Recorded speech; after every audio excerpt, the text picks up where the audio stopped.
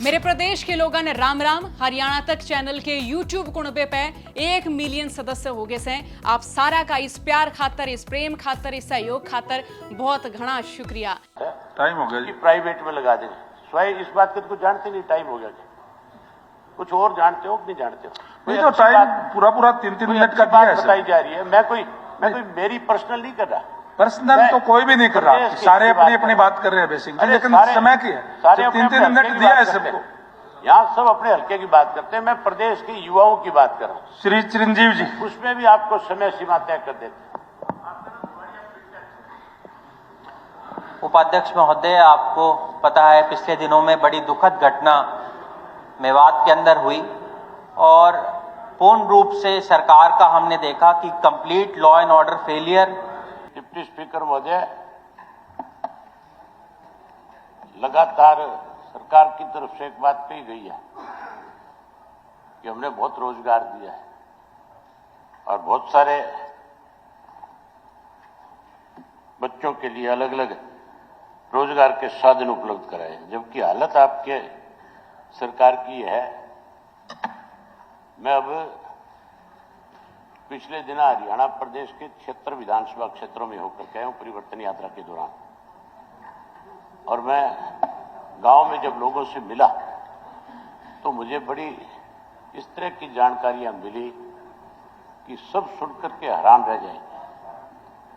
गांव के गांव जो है आज खाली हो गए, केवल इस बात के लिए कि बच्चों को यहां कोई रोजगार नहीं है, कोई उनके लिए नौकरी नहीं है।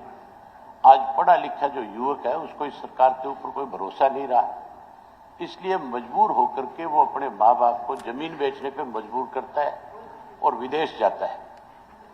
विदेश में जाकर के नौकरी की तलाश करता है, कोई कारोबार की तलाश करता है। उसके साथ जो एक बड़ी अनहोनी होती है वो उससे भी ज्यादा दुखदायी है, और सरकार ने उसके ऊपर आज तक कोई ध्यान नहीं दिया। बहुत सारे ऐसे बच्चे भी हैं जो स्टूडेंट वीजा पे जाते हैं और बहुत सारे ऐसे हैं जो डोंकी से जाते हैं।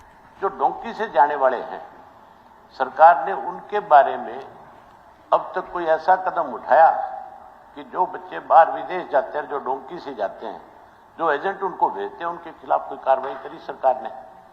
अगर कोई कार्रवाई करी है तो सदन को बताना चाहिए उसके बारे में। अनेक गांव ऐसे थे, जब मैं ये गांव में जा रहा था तो पर्टिकुलर आपके करनाल डिस्ट्रिक्ट और खास करके आपके रोड बिरादरी के गांव खाली है, लबाना सिख के गांव खाली है।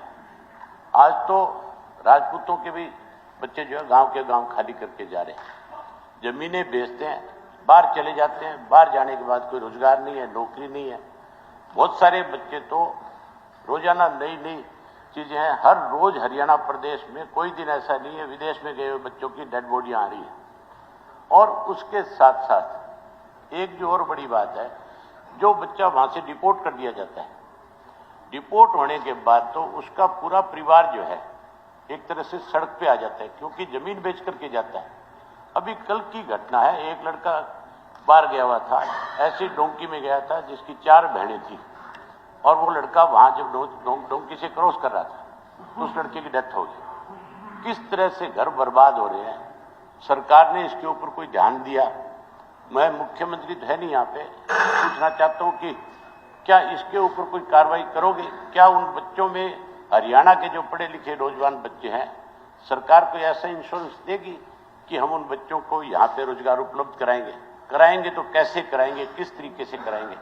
केवल ये कहना कि हम 75% को प्राइवेट में लगा देंगे, 1 मिनट, ये अहम बात है। टाइम हो गया जी। प्राइवेट में लगा देंगे। स्वयं इस बात को जानते नहीं, टाइम हो गया क्या? कुछ और जानते हो कि नहीं जानते हो? नहीं तो टाइम पूरा 3-3 मिनट का दिया है बताई जा रही है। मैं कोई मेरी पर्सनल नहीं कर रहा। पर्सनल तो कोई भी नहीं कर रहा, सारे अपनी बात कर रहे हैं बेसिकली, लेकिन समय की है। 3-3 मिनट दिया है सबको। यहाँ सब अपने हल्के की बात करते हैं, मैं प्रदेश के युवाओं की बात कर रहा हूँ। श्री चिरंजीव जी, उसमें भी आपको समय सीमा तय कर देते हैं।